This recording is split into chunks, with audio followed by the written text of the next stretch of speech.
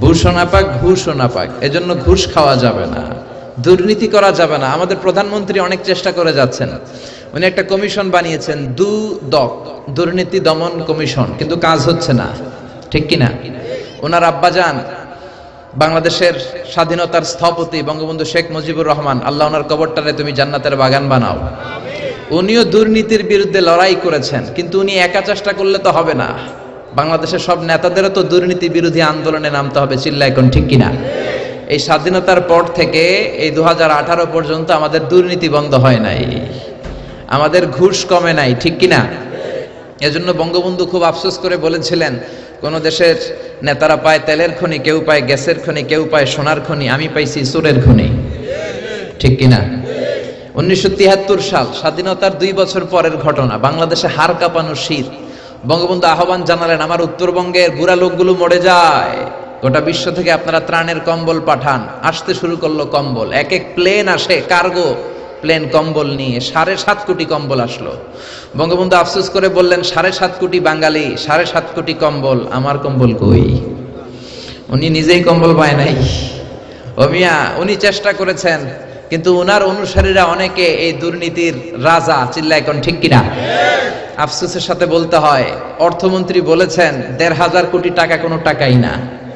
আবার আমাদের প্রিয় অর্থমন্ত্রী ঘুষকে একটা নতুন নামে অভিহিত করেছেন, উনি বলেছেন এটা স্পিড মানি। কি মানি? কয় ঘুষ খাইলে কাজের স্পিড বাড়ে। আবার শিক্ষামন্ত্রীও কম যান না, উনি গত মাসে বললেন ঘুষ খাইয়েন, তবে সহনীয় মাত্রায় খাইয়েন। ও মিয়া, মানুষ পাগল হইলে বান্ধে রশি দিয়া, রশি পাগল হইলে বানবেন কি দিয়া? সর্ষে দিয়ে তারায় ভূত, এখন সর্ষের ভিতরে ঢুকছে ভূত, চিল্লা এখন ঠিক কিনা? बर्बाद गुलिस्तान के लिए एक ही उल्लू काफी है, गुलिस्तान की हार शाख में उल्लू बैठे हैं, फिर अंजाम में गुलिस्ता क्या हो गया। ফুলের বাগান নাকি তছনছ করে দেওয়ার জন্য একটা হুতুম পেঁচাই এনাফ, এখন হুতুম পেঁচা বসে আছে গাছে গাছে, ডালে ডালে, শাখায় শাখায়, ফুল বাগানের নসিবে কি আছে আল্লাহই জানে।